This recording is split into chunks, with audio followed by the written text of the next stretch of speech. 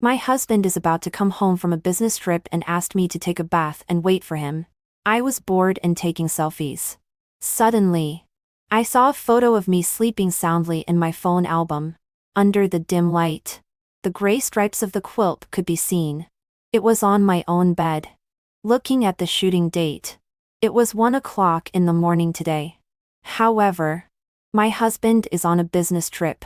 I was alone at home last night. So who took this photo? My hair stood on end all of a sudden. I am very clear that this photo means that when I was sleeping last night, there was still someone else in the bedroom. Using my phone, he took a photo of me sleeping soundly. My eyes scanned the bedroom vigilantly. The bedroom is very small and everything is clear at a glance. My gaze fell on the dark living room outside the bedroom door. A thick night made all the items in the room only have dark outlines. There were shiny spots on the balcony door, as if they were hidden eyes in the night. I was horrified. When I got up and looked carefully, it was just the reflection of the glass. Before I could catch my breath, I heard a rustling sound outside, as if a key was gently turning the door lock. Is my husband back? Honey? I called softly, and the sound stopped immediately. At this time, I remembered that it could never be my husband. When I talked to him on the phone just now, he said that he had just passed the toll station. Even if there is no traffic jam on the way home, it will take at least an hour. But now, less than half an hour has passed. He can't be so fast. I was so scared that my heart was pounding. It was very clear in the quiet night. I tiptoed to the door of the living room and looked out through the peephole. Under the dim light in the corridor, there was no one. Did I hear wrong? I immediately locked the door. At this time, I saw a black shadow swaying in the light coming from the corridor through the crack of the door. It was very clear that there was someone at my door. I looked out through the peephole again, but the peephole was pitch black. Did the person outside block the peephole? What does he want?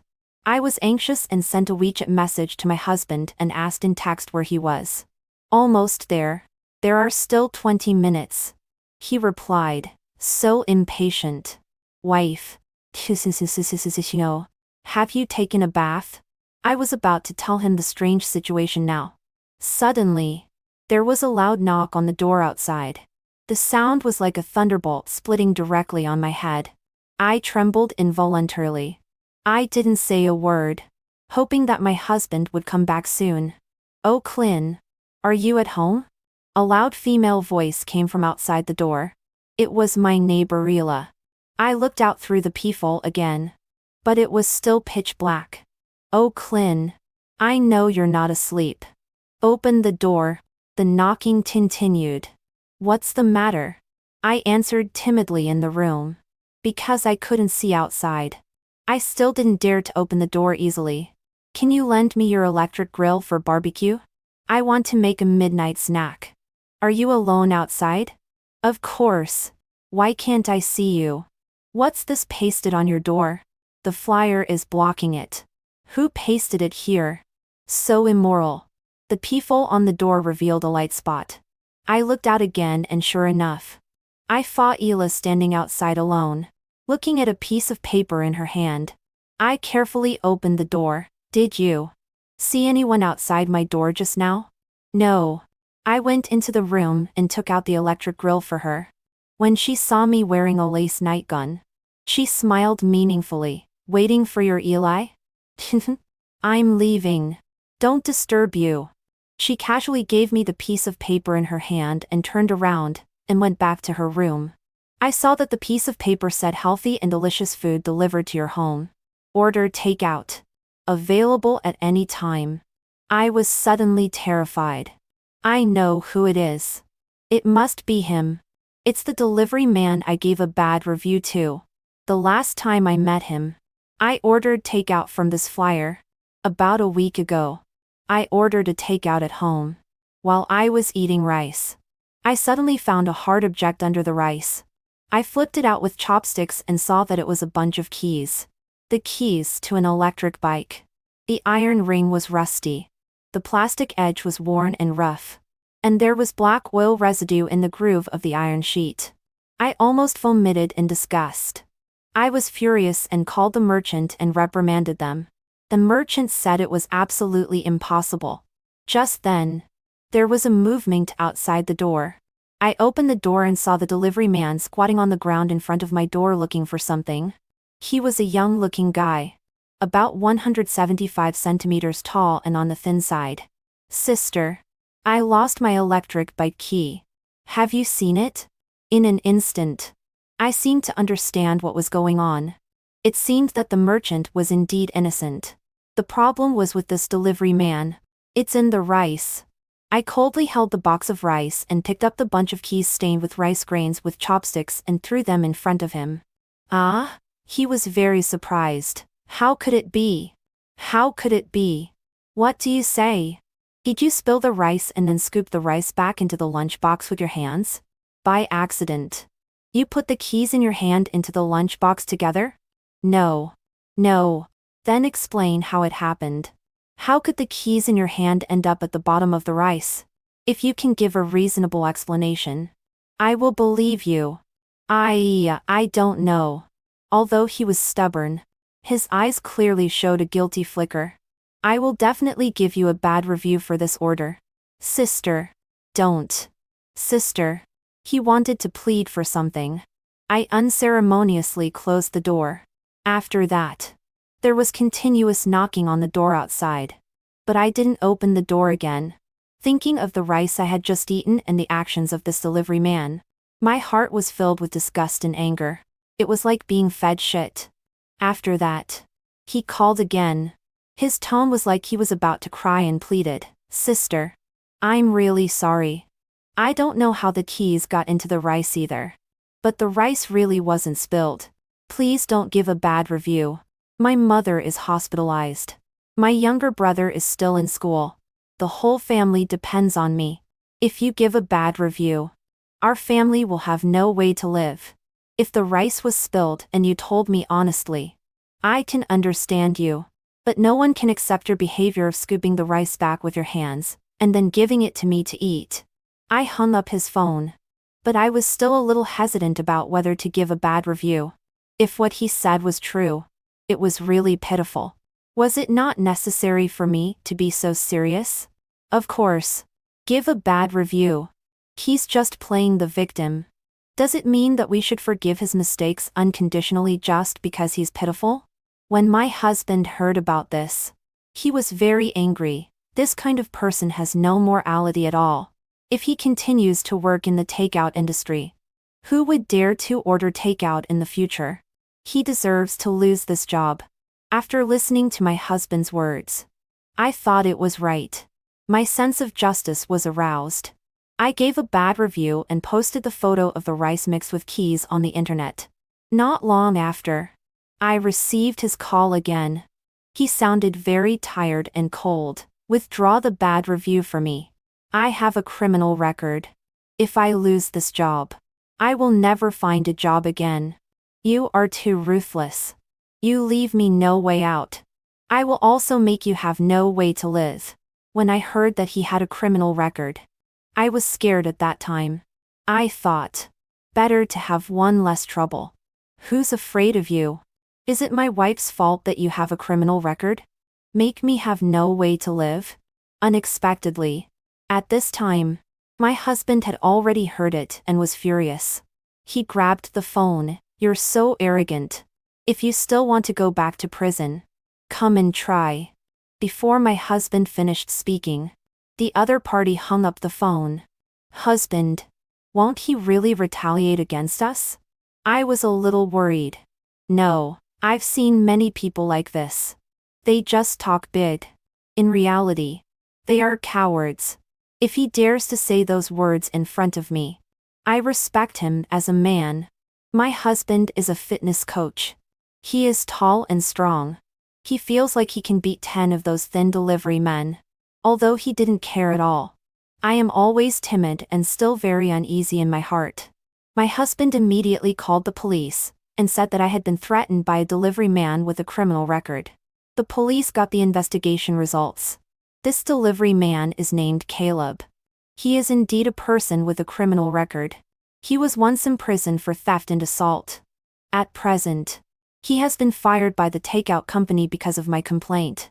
The police said that if Caleb calls to threaten again next time, record it and call the police.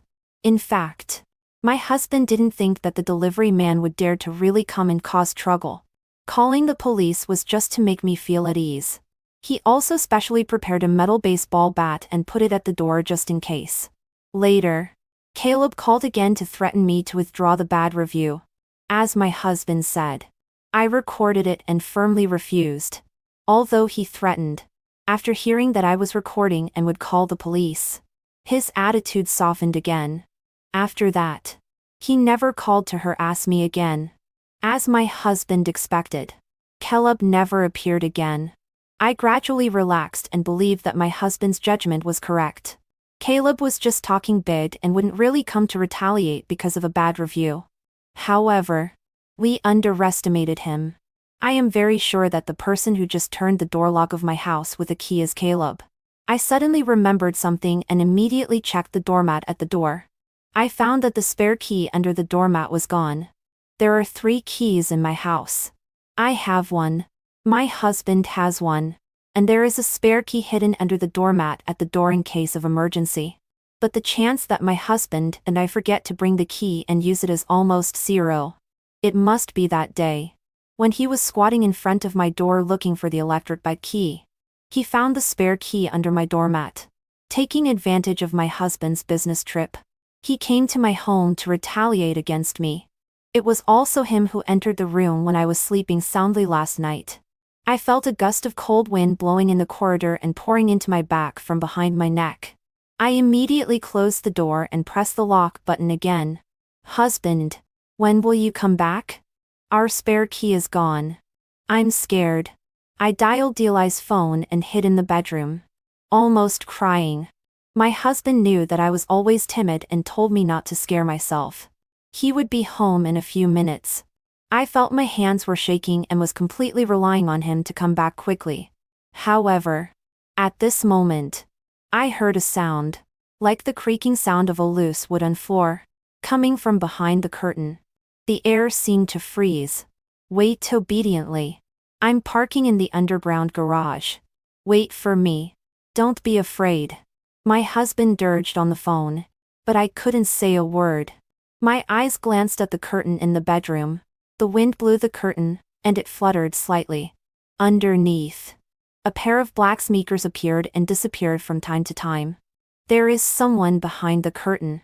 I was stunned for a second, and quickly got up and ran towards the door of the living room. In an instant, that black shadow was like a black arrow. It shot out from behind the curtain and flew towards me. I was dragged by a huge force. A cold palm covered my mouth and nose. I tried to shout, but I couldn't make a sound. I reached out to the door lock with difficulty. Before I could open the door, my hand was pried open by him. He also pressed the lock button. Although he is thin, there is still an absolute disparity in strength between him and me. I have no chance to escape at all and am almost in despair. The black shadow behind me is like a giant python, wrapping me tighter and tighter. In the struggle, I bit his hand. He let go of me in pain but quickly pressed me on the sofa again and covered my mouth. Don't open the door. By the light of the bedroom, I saw his bloodshot eyes under the peaked cap. It was that delivery man Caleb. Outside, there was the sound of hurried footsteps on the stairs, and the key was inserted into the hole and shook violently. Because the door was locked from the inside, Eli couldn't open it with the key. Wife. I'm back. Wife. Open the door. It's me. Eli shouted outside the door. But I was firmly held down by the black shadow, and completely lost the room to struggle. The mobile phone that I dropped on the ground vibrated. At the same time, I heard Delia's voice outside. What's wrong? Oaklyn was still at home just now. She borrowed electricity from me a few minutes ago. The knocking outside turned into pounding, and Eli's voice became more and more anxious. Open the door quickly. I'm going to call the police. At this moment, the delivery man leaned beside my ear and there was a deep and rapid breath. Don't make a sound. I'm saving your life. The delivery man covered my mouth. Listen to me calmly. Or you will die. Although I didn't believe him at all, I still reduced my struggle. I felt that the delivery man's tone was extremely restrained. There was no trace of madness in his eyes. Only uneasiness. I think as long as the conversation can continue, everything will have a turn for the better. When he saw that I was calmer, he pressed me down with one hand and showed me his mobile phone with the other. I saw that there were dozens of call records between my mobile phone number and his. But I only called him twice. I had no idea about the rest of the calls at all. These dense call records were like a dense forest with no way out, making me dizzy. I know the person who talked to me on the phone is not you. Every word of his seemed to be squeezed out from the depths of his throat after being heavily suppressed. I could feel that he was very nervous. Because of his nervousness, I relaxed a little instead. Who is it? Is it my husband? I can't think of anyone else except my husband. Only he knows the password of my mobile phone. However, I just saw that there were calls made yesterday and this morning in the call records. During this period, my husband was on a business trip outside, and the mobile phone was always by my side. I remembered that strange photo in my mobile phone. It seemed that there was a ghost-like shadow in my home that could use my mobile phone at any time. It's a woman, Caleb said. My heart trembled. Although I didn't completely believe his words, my whole body stood on end, and an unnamed fear spread to every nerve ending. I am a graphic designer and a freelancer. I work at home day after day. My social circle is extremely limited. Except for my husband. I seldom contact others. Although I need to be highly focused when working and often throw my mobile phone everywhere. It is impossible for such a woman to use my mobile phone quietly without me knowing anything about it. I was half believing and completely at a loss about his words. She asked me to come. What? At this moment, I forgot the danger of this stranger in front of me. My mind tried to spin rapidly. But it was still a mess and became more and more chaotic. I was completely confused by his words. I have a huge secret to tell you. He had an irresistible urgency. It seemed that every word was crowded on the tip of his tongue, competing for a chance of survival to escape. However, before he could finish his words, he was interrupted by a violent crashing sound. Along with my husband's anxious call and the deep voice of the uncle upstairs, "This has to be recorded to the police." After that, the murmuring conversation outside couldn't be heard clearly. I have to go. I'll tell you later. Caleb let go of me and hurriedly ran towards the window. He was trembling all the time and seemed even more frightened than me. Suddenly, he turned around in panic and said to me, "There is something wrong with your husband." I sat there stunned, watching him nimbly climb over the window and disappear from my sight. My mind was completely blanked and I completely lost the ability to think. Reason told me that I should rush to the door immediately, open it, and let my husband and neighbors catch the sudden intruder. However, there was another voice whispering in my heart, stopping me and making me freeze in place. "There is something wrong with your husband." This sentence he left behind was like a seed, taking root and sprouting in my mind and echoing constantly. The flashing red and blue lights of the police car downstairs penetrated the night and shone on the living room window of my house. Eli held me tightly. My body was like losing all temperature and was as cold as a piece of ice. Neighbors gathered in my house. Their eyes were full of concern. But I felt an indescribable oppression. "Did you see that person's face clearly?" the policeman asked. My lips trembled slightly, but I couldn't say a word. Eli took over the conversation, his tone very excited. "It's Caleb. Just now the neighbor said that he saw him loitering at my door at night. Comrade policeman, you'd better check the community surveillance." "Caleb? We have called the police before. He is a delivery man. He pestered us because of a bad review. He has a criminal record and always harasses our Oaklyn. Oaklyn. Tell the comrades in the police. Don't be afraid." I nodded, my voice weak. "It's him." At this moment, my gaze fell on the metal baseball bat standing quietly at the door. A detail suddenly flashed through my mind. During the struggle with Caleb, I tried to resist but couldn't find that baseball bat. However, when I opened the door, I found that the baseball bat was in my husband's hand. I clearly remember that since he went on a business trip, I still caught a glimpse of that baseball bat behind the door. How could it appear in his hand for no reason? There is something wrong with your husband. That sentence left by Caleb lingered in my heart like a ghost and couldn't be dispelled. How did he get in? The policeman asked. Maybe I forgot to close the door after opening it. I deliberately downplayed it a bit, and didn't want the police to catch him. I even thought that after this incident was over, I would contact him immediately to find out what secret was hidden in his words. I have a huge secret to tell you. What secret was it? Did he hurt you? The policeman asked with concern. No, he just asked me to withdraw the bad review. Later, when he heard my husband's voice, he was afraid and ran away through the window. I was also afraid that my husband would come in and start a fight and make things worse. So I let him leave. Is there any property lost at home? I shook my head. No. The policeman said that they would definitely investigate this matter thoroughly and give Caleb a stern warning. But I could feel that their expressions relaxed. It seemed that they had already classified this matter as a small dispute caused by a bad review. After the policeman left, the tension and panic that Eli had just now seemed to have drained all his strength. All that was left was the fatigue after returning from a business trip. After participating in activities for 2 days, his voice was hoarse. But he still tried to comfort me. Husband, how did the baseball bat get into your hand when you came in? I asked. Eli was obviously taken aback. He probably thought that I was so frightened that I wouldn't notice such a small detail. When I came back, I found the baseball bat lying at the door. It was very strange. Eli frowned and thought, could it be Caleb? I nodded. It's possible. After all, if a stranger sneaks into the house, I can't predict what he will do. That night, I couldn't sleep all night. Eli was already asleep, breathing heavily with a slight snore. His hand around me was still patting me gently to comfort me. I couldn't help asking myself in my heart, why in those few short seconds would I be influenced by a stranger with a criminal record who broke into my home and even begin to doubt my beloved husband?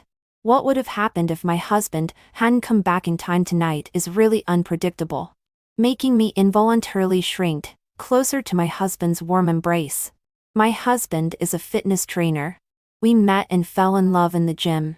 He is tall and handsome and always gives me a full sense of security. After getting married, his work was not going well. He invested in a gym but it closed down and suffered losses due to the epidemic.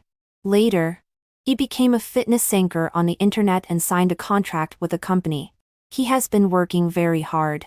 He said that he couldn't let me support him all the time.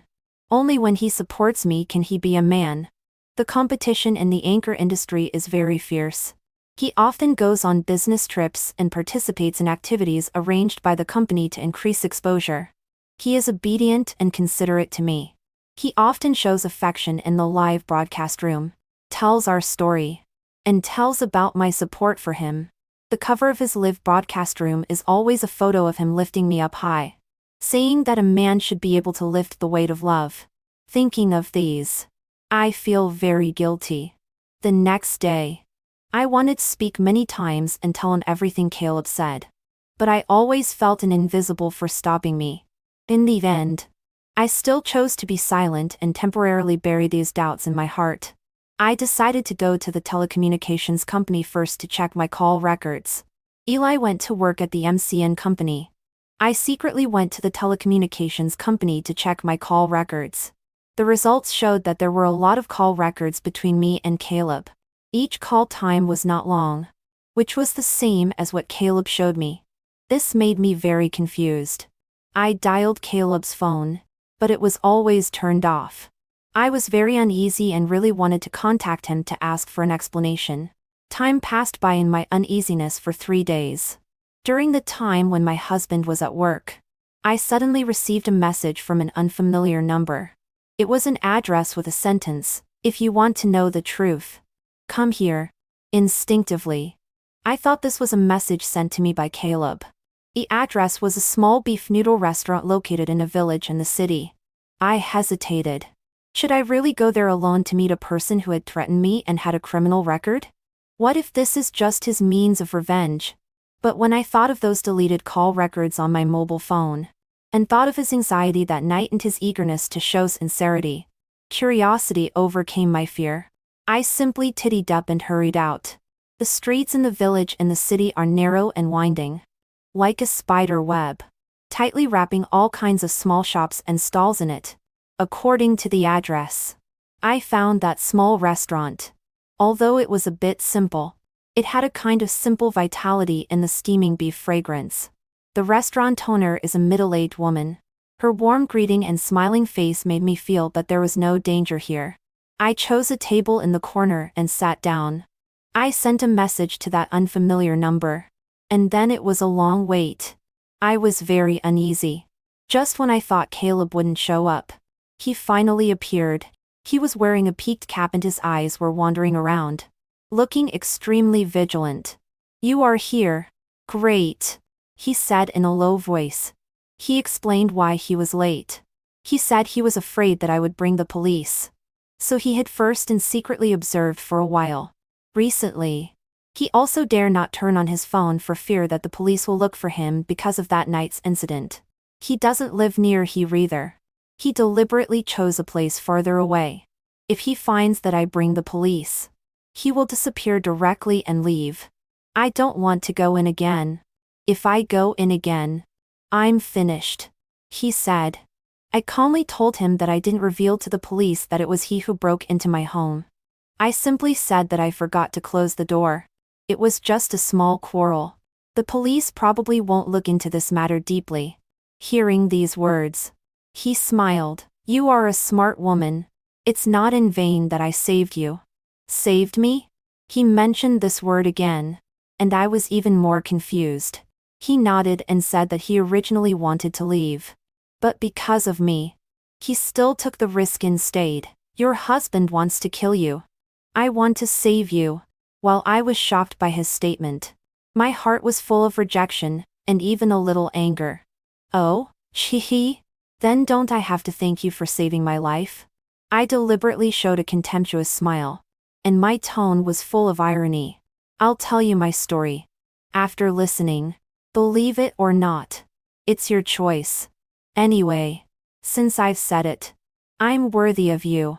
Next is the story told by delivery man Caleb. I lied to you before.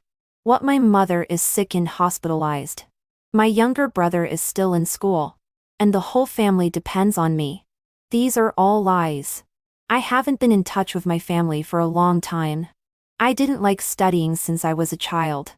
I learned a little petty theft from the gangsters in society. Once when I was stealing, I was discovered and I injured someone. Later, I went to prison. My mother died of illness when I was very young. My father has his own new family. He has long been extremely disappointed in me and may not even want to mention me at all. After I was released from prison, I stood on the street, but seemed to have a sense of restraint like being a guest in a stranger's house. I felt that I didn't belong to this world. I envy every passerby on the street. They all have places to go and places to return. My grandma lived with my uncle after she got sick. Before she died, I went to see her and swore to her that I would never break the law and commit crimes again in my life. I will find a job properly and live an ordinary life like everyone on the street. Only after Grandma heard these words did she pass away. But I didn't expect that it would be so difficult for people with a criminal record to find a job. For ordinary jobs, if they find out that you have a criminal record, in most cases, you will be directly eliminated. I didn't study hard before, and can only do physical labor. But industries like food delivery, express delivery, errand running, and security, all explicitly or implicitly prohibit the employment of people with criminal records. For a period of time, I could only sleep in the corridors of office buildings every day. I was often driven away, and had no money to eat. I felt that my life seemed to be over. Later, I hid the fact that I had been in prison. If I was lucky enough to meet an employer who didn't strictly check resumes, I could find a job. But it didn't last long. I was even more than when I was a thief. This food delivery job is the one I've held the longest. The income is good. And the team leader has evaluated me as an excellent employee several times. Of course, I also hid the fact of my criminal record. So I cherish it and work hard. So when you gave me a bad review, do you know how scared I was? I was even willing to kneel down and beg you. I can do anything as long as you are willing to revoke the bad review. And as for what you said that I spilled the rice and put it back, that definitely didn't happen. I swear. But I saw with my own eyes that you pulled my electric bike key out of the rice. I was completely confused. This kind of thing can't happen. Do you know? Absolutely impossible. I have always been very careful. A bad review from a customer is fatal to me. Although I don't understand why. I still begged you. I begged you not to give a bad review. Because for others, if this job is lost, it's lost. But if I lose this job, I have no way to live. But no matter how much I begged, I didn't persuade you, especially your husband, whose attitude was very tough. That afternoon, the delivery team leader told me that someone complained about me and said that I was a person with a criminal record. But the team leader and I have a good relationship. He said that as long as I get the customer to revoke the bad review, he will help me hide this matter. So I quickly called you again. I even bought 5 cat ties of apples and a box of milk, preparing to go to your door to apologize. Explain well. And apologize well. But you said on the phone that you don't care for my dirty garbage. If I dare to appear at your door, you will call the police. And you will definitely complain about me being a person with a criminal record to the headquarters and ask the headquarters to compensate. I don't know how you found out that I have a criminal record. I think you may have investigated me. I was so angry at that time that I was almost fainting. Caleb seemed to return to the scene at that time. His tone was gnashing his teeth. But I couldn't help interrupting him. I didn't say those words. He looked at me. I know. But I guessed it later. At that time, these words really made me angry. I hated you so much.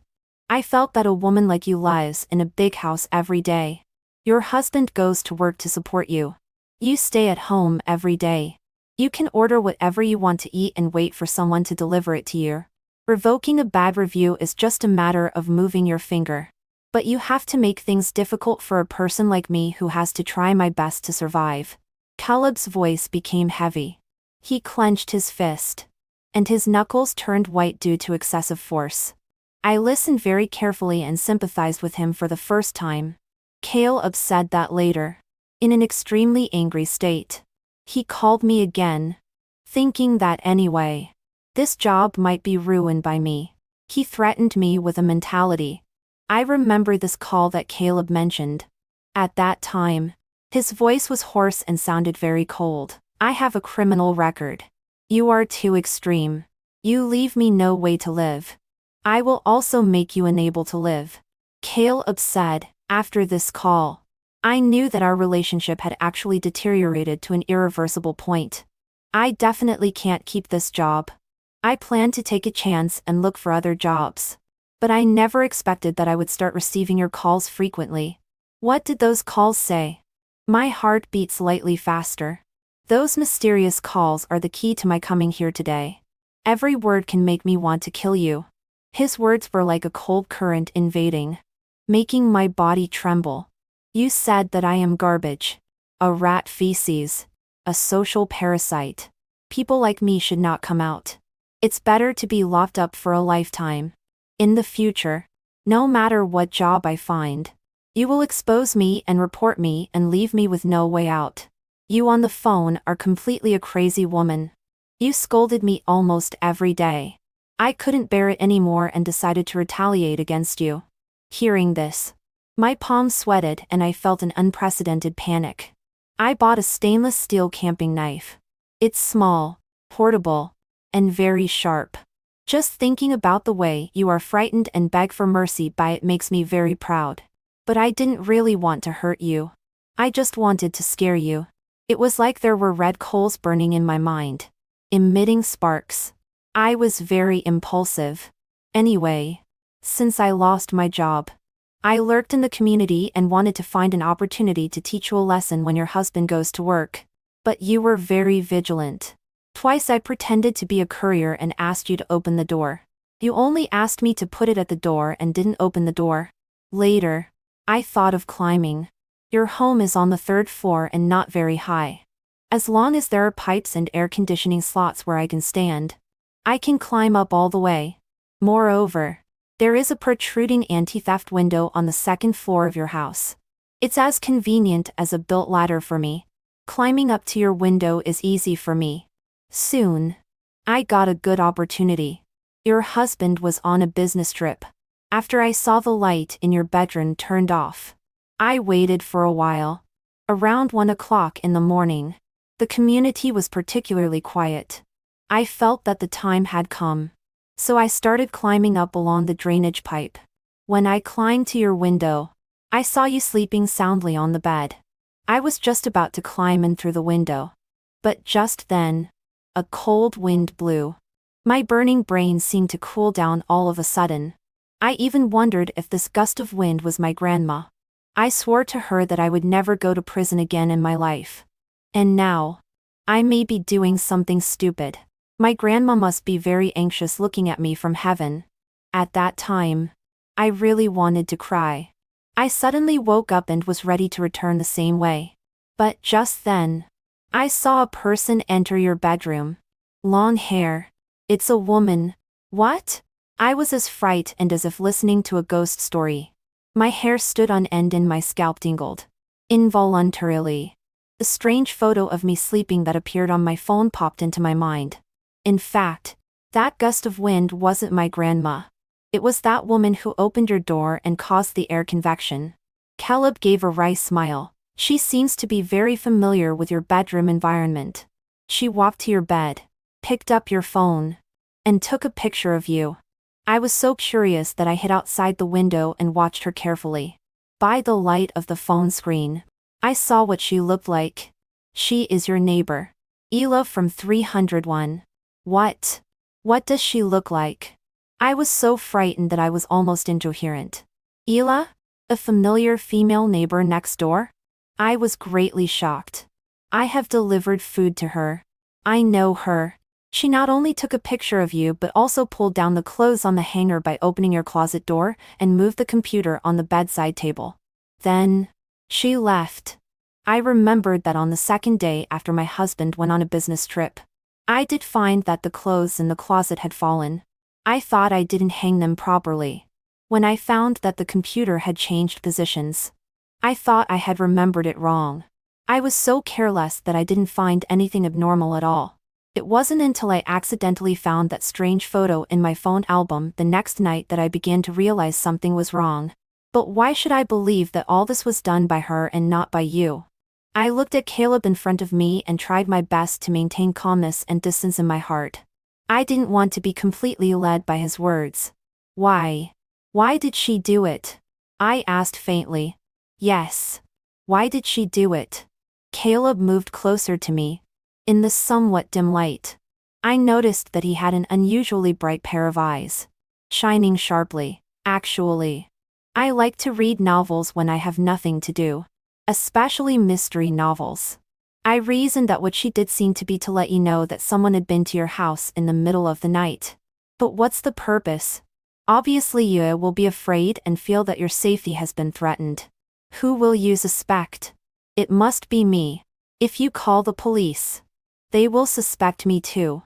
There is me in the community surveillance. There are my footprints on the windowsill. You even recorded my voice threatening you. It's over. At that time, I will definitely be unable to defend myself.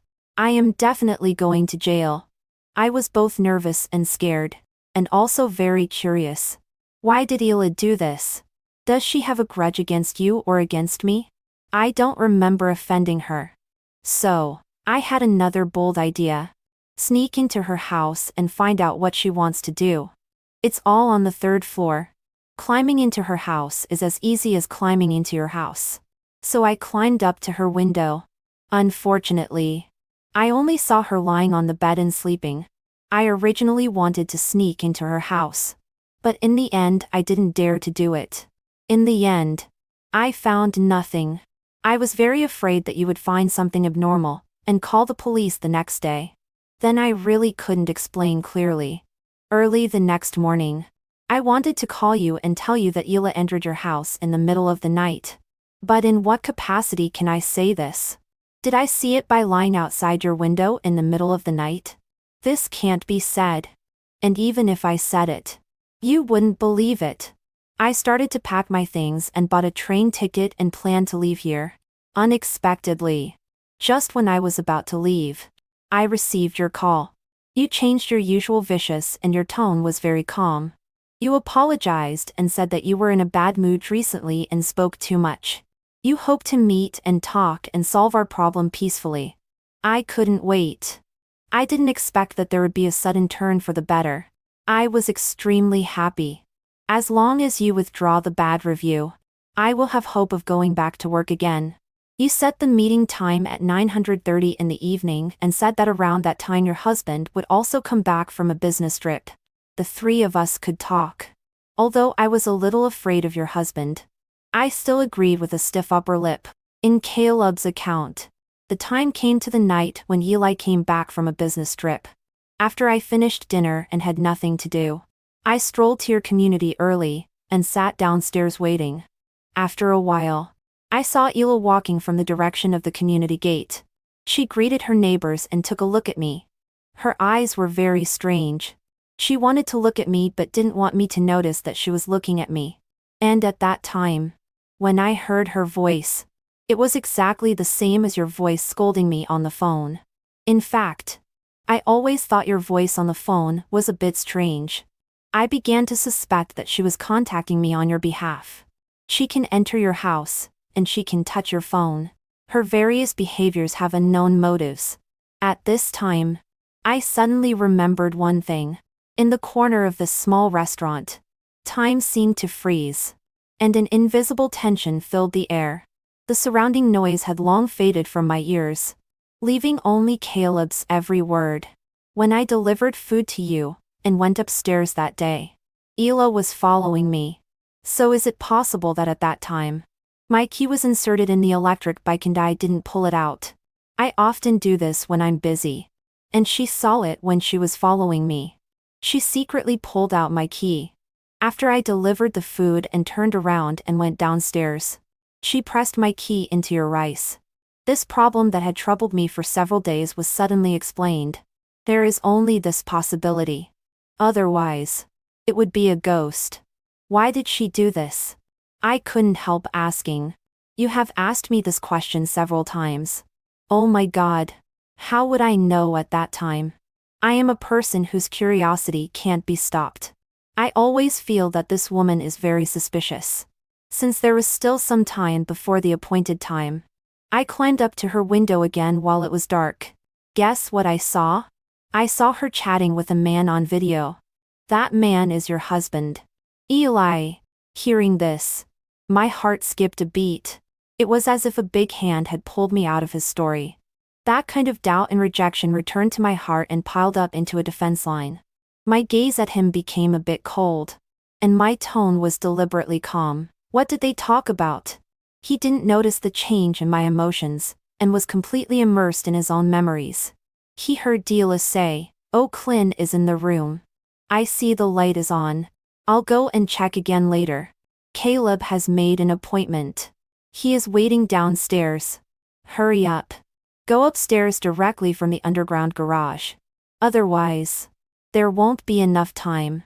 After dealing with O'Clynn first, when Caleb enters the room, he will find that O'Clynn is already dead. The police will definitely suspect him. I will testify. No. The plan has changed. I can't come back in advance. Caleb heard Eli's voice again. The police will check the surveillance in the underground garage to check the time. I must be one step behind Caleb. I will come back after he enters the room. I can tell the police that when I came back, I saw Caleb killing my wife. I fought with him and killed him. In this way, there will be no time loophole. Then you kill two? No problem with two. If one survives, it will be troublesome. When Caleb was telling these things, his voice was tense, as if he had returned to the scene at that time. But I was completely listening to someone else's story. I was completely stunned and couldn't believe what he said was true. Caleb said, "In fact, I recorded their conversation. I originally wanted to keep evidence, but I didn't expect to record nothing. The distance was too far and I couldn't hear anything. I was so scared that I could only leave this horrible place quickly. Saving my life was the most important thing. I planned to run, but suddenly I felt that even if I ran away now, as long as you died, they would still frame me. The police would arrest me and I would still be finished. There is only one way, which is to save you. As long as you don't die. I am not the murderer. I am not a Lei Feng spirit. I just don't want to be a scapegoat." I finally understood that Ela has been intensifying our conflict and wants to lure me to the door as a scapegoat and a substitute for death. As Caleb told the story, I also remembered many details. At that time, Eli snatched my phone and firmly refused to withdraw the bad review. He asked me to complain and asked me to record the words of the delivery man's threat and call the police. Now thinking about it, it may be deliberately creating evidence, but I still don't want to believe it. I still remind myself to listen with a skeptical attitude. Caleb continued, "The appointed time is coming soon. Your husband will also come back. I turned back and directly climbed into your window. But I realized that I didn't have time to persuade you to believe me. And in that case, no matter what I said, you would definitely not believe me." When I was hesitating, I heard Dylan knocking on the door. You also know what happened later. I still remember all the details of that night vividly. After Ela left, when I found someone standing behind the curtain, I immediately went to open the door and wanted to escape. But the person behind the curtain suddenly rushed out and firmly controlled me. "So you prevented me from opening the door for them?" I thought for a while and asked tentatively. "Yes. At that time, I didn't think much. I just instinctively knew that I must not let you open the door. If you open the door, everything will develop according to their plan. Both of us will die and there will be no proof. To be honest, when I was pressing you down, I didn't think about what to do next at all. You showed me the call record. That's right. Only this thing may make you calm down and think about it. But I don't have much hope." Later, I heard the voices of other neighbors outside the door. With others present, they definitely wouldn't dare to act rashly. I knew that you were safe at this time, so I escaped through the window. I don't know what you will tell the police, but I guess the police will definitely come to arrest me. So I hid in a different place and didn't dare to turn on my phone until today when I took a risk to contact you. Because I must tell you about this matter. Otherwise, I can't sleep." He paused for a long time, as if waiting for my answer. But my throat seemed to be blocked by something and I couldn't say a word. It was as if the world I was once familiar with had suddenly turned upside down and become strange and terrifying. The above is my story. There was a sense of relief in his voice, as if he had unloaded a heavy burden. He stared at me, trying to guess what I was thinking from my eyes. Seeing that I was silent, he smiled again. There was a hint of indifference in that smile, whether you believe it or not. "I feel at ease after telling you. I will change to a city. By then, this matter will have nothing to do with me. But they will definitely find a new scapegoat. Take care of yourself." My hands and feet were cold. But the more critical the moment, the clearer my mind became. "You said you recorded it. Can you let me listen to it?" "It's useless. You can't hear anything." Eli and Dila were arrested because of that recording that didn't record anything. The company where I work as a graphic designer is a media company with a very professional audio department. I found a trusted colleague and asked him to help me process this recording. After post-processing noise reduction, reducing environmental noise, reducing current noise and other operations. The conversation between Eli and Dila became clear. I immediately called the police. Eli wrote a detailed confession. He told the police that he and Dila were not lovers. Eli was just his fan. The reason why he wanted to kill me was because he was fed up with being a kept man. He was very humiliated when he was in love with me and got married. Because my family paid for the wedding house. When his parents came to stay for a short time, they had to be polite and restrained to me, and had to follow me in everything. For example. But I always order takeout. His mother thinks I am not frugal and can't manage the household well. But she doesn't dare to say anything. For example, when I make scrambled eggs with tomatoes, I actually put 4 eggs. Mom said 2 would be enough. But I still insisted. His mother had to swallow her anger and hold it in her heart. For example, his mother thought that there was no need to flush the toilet after urinating in the toilet to save water. This is an old person's habit. But every time I turned around and went in and flushed it, he couldn't finish talking about these details for days and nights.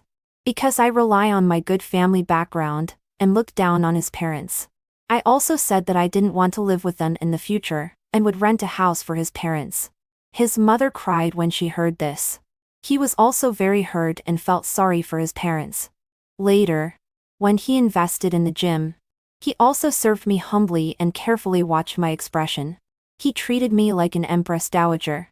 And only then did I reluctantly take out the money. Unexpectedly, due to investment losses and career setbacks, he became reluctant to go home, because every time before going home, he had to force himself to smile and put on a different face to be my little servant. He felt that to change his family status, he had to earn money. Earn a lot of money and surpass me. Only then could he gain the dignity a man should have and truly fulfill his filial piety to his parents. He is a master's degree holder in sports science from a sports university. Now, he has been reduced to competing for traffic with all kinds of people. Some of the anchors only have a junior high school education. What's worse, his income is simply not comparable to theirs. In order to gain traffic, they will stop at nothing. Many of them write scripts and direct and act by themselves.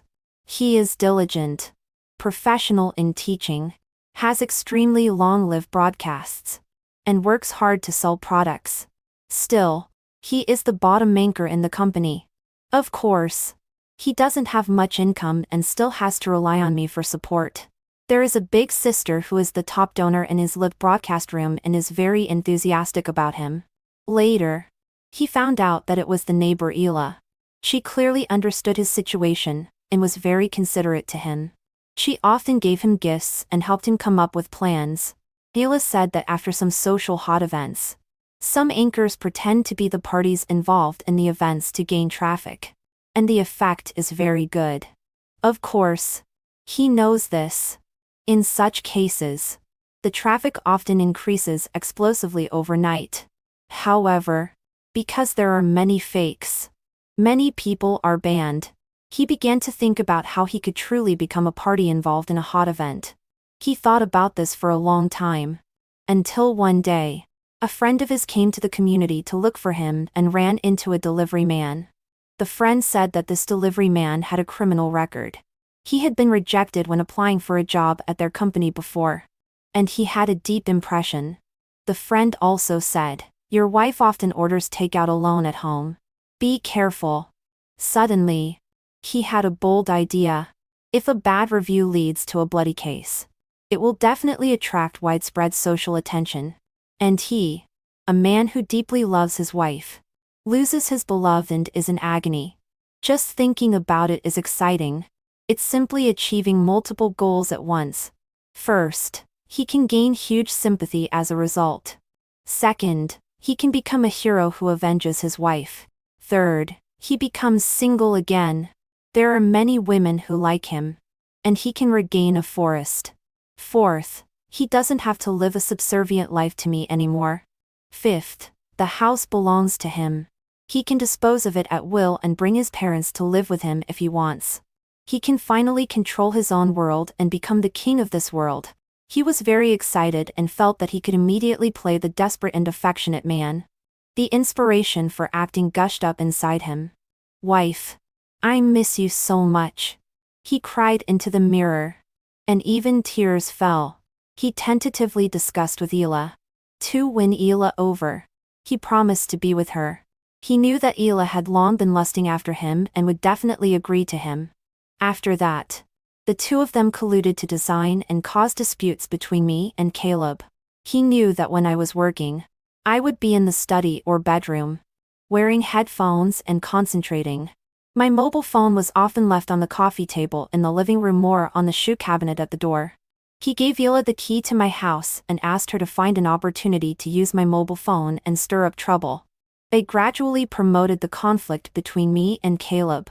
They put Caleb's electric by key in my rice, making me resolutely give a bad review, making me threatened by Caleb, and making Caleb want to take revenge on me by coming to my door. Then, all he needed was to find an appropriate time to lure Caleb to the door and kill us both at the same time. In a fight between three people with two deaths, he would have the only right to explain the scene. And there was also Ela as a witness. His image of a loving husband had been cultivated for 2 or 3 years, and was deeply rooted in people's hearts. Everything was flawless. But he didn't expect that man proposes. God disposes. One wrong step, and he ruined his whole life. After Eli was imprisoned, he hoped to meet me, but I refused.